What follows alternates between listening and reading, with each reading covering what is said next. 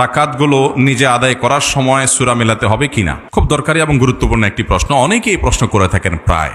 আপনার ইমামের পেছনে সালাত আদায় করতে গিয়ে যদি 2 রাকাত 3 রাকাত ছুটে যায়, ধরুন 4 রাকাত ওয়ালা নামাজের আপনি শেষের 1 রাকাত পেয়েছেন, আপনার 3 রাকাত ছুটে গেছে। এখন এই রাকাতগুলো আপনি কিভাবে আদায় করবেন?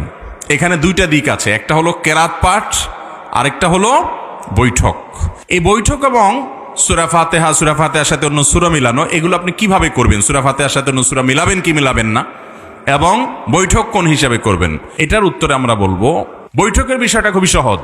আপনি যদি শেষের রাকাত পান 4 রাকাতওয়ালা নামাজের, তাহলে আপনি নিজে যখন ইমাম সালাম ফেরানোর পরে সালাম ফেরানো ছাড়া আপনি দাঁড়ায় যাবেন। দাঁড়ায় গিয়ে আপনি যখন সালাত শুরু করবেন, আপনার প্রথম রাকাতে আবার বৈঠক করবেন। ইমামের সাথে তো বৈঠক করছেনই, এরপরও দাঁড়ায় যখন আপনার 3 রাকাত ছুটছে, ওই 3 রাকাত পড়া শুরু করেছেন, ওই 3 রাকাতের প্রথম রাকাতে আপনার আবার বৈঠক করবেন। তাহলে পরপর 2টা বৈঠক হবে, হোক, কোনো অসুবিধা নেই।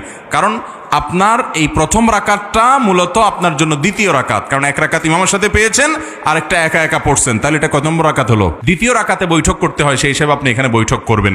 তাতে 2 বৈঠক হোক, সমস্যা নেই। প্রথম বৈঠকটা হলো ইমামের অনুকরণ করতে গিয়ে ইমাম যেহেতু বসছে, আপনি দাঁড়াইতে পারেন না, সেজন্য বাধ্য হয়ে বসেছেন। এটা হলো আপনার মূল বৈঠক, যেটা আপনি একাকে আদায় করছেন। তাহলে বৈঠক কোথা করবেন বুঝতে পেরেছেন তো? আর বাকি তৃতীয় রাকাতে, অর্থাৎ 1 রাকাত ইমামের সাথে পেলেন, নিজে একাকে 1 রাকাত পড়লেন, নিজে একাকি পরবর্তী রাকাতে আপনি তো বৈঠক করবেন না, কারণ এটা 3 নম্বর রাকাত। আর শেষের রাকাতে বৈঠক করতেই হবে, কারণ সেটা 4র্থ রাকাত। মাগরিবের নামাজ যদি হয়, তাহলে এমনও হতে পারে যে 3 রাকাতে বৈঠক হতে পারে কি পারে না। কেউ যদি মাগরিবের শেষের রাকাত পায়, তাহলে ইমামের সাথে বৈঠক তো করতেই হবে। তার 2 রাকাত ছুটছে, তাহলে সেই 2 রাকাতের প্রথম রাকাতে আবার বৈঠক করা লাগবে কি লাগবে না? কেন লাগবে? কারণ সিরিয়ালে এটা কত